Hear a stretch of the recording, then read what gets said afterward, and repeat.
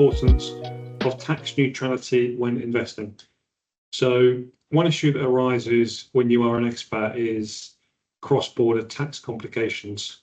So let's just say you're, in my scenario, I'm from the UK, but I live in Spain.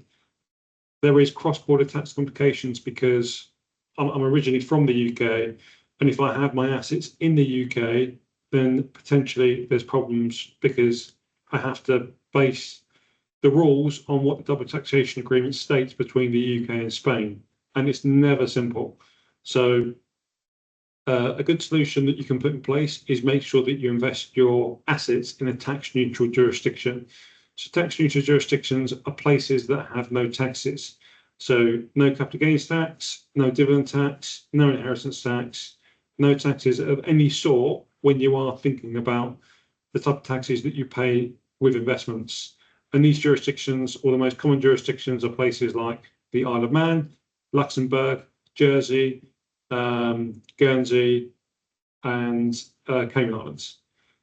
So the reason that's important is because what you then don't do is deal with the different implications that can happen.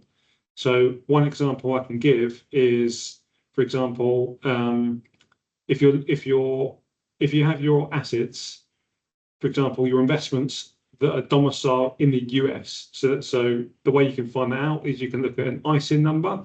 It tells you where that fund or ETF is domiciled. And if it states US at the beginning, then it's domiciled in America. So if it is domiciled in America, then you potentially have withholding tax on dividends, and there are also potentially estate taxes on death. So easy ways to avoid that is by making sure you have your investments domiciled in a tax neutral jurisdiction. So think islands, that's the most common, and the ISIN number begins with IE.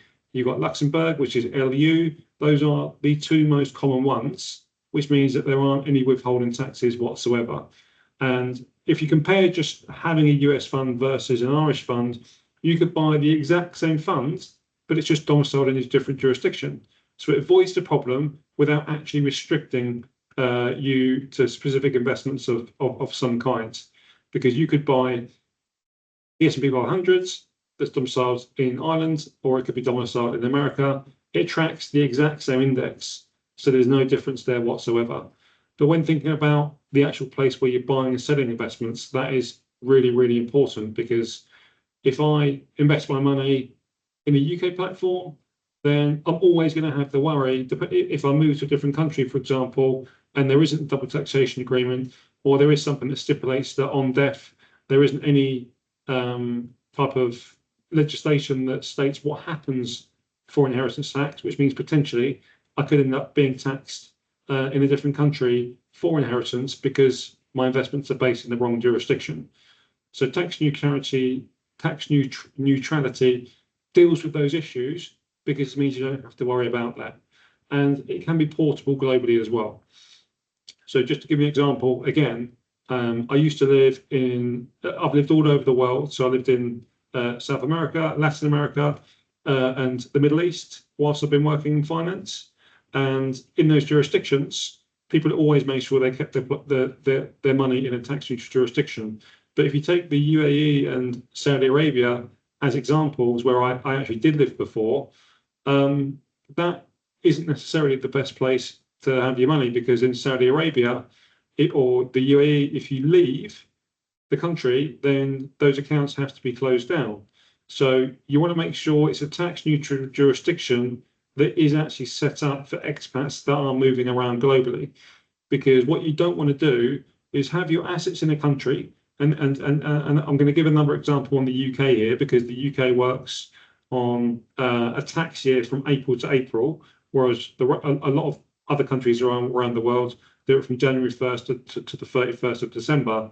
So if you're moving mid-year, you may end up becoming a tax resident in, let's say, for example, the UK in the year that you actually moved, and you sold your investments thinking it was going to be tax-free in Saudi Arabia, but you entered the tax year in the UK, which means you've ended up paying tax.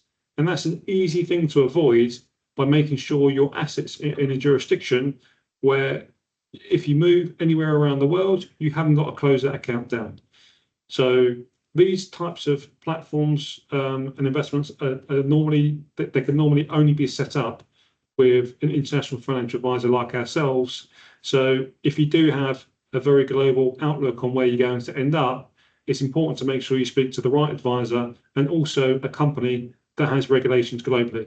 Because if you're dealing with an advisor that can only help you in the Middle East, for example, but you plan to retire in Europe, that's no good. Likewise, if you're going back to the UK, you want to make sure that that advisor is qualified to give you advice and regulated in that country as well. So for us as a company, we're pretty much covered around the globe to be able to help you if you do move to a different country. So that is a real big benefit in working with a company like ourselves. So this was just a short video to give you some of the basics. It can be a bit more complex if we're looking, for example, at some investments that you do already have in a jurisdiction where there are cross-border complications. So it's not black and white. This is what we do for every single client. It really depends on each individual's personal circumstances. So if you do want to review your current assets and compare them to moving them somewhere more tax neutral, then please get in touch and we can run through an extra review and give you a review of what you currently got and what we can give to you. Thank you.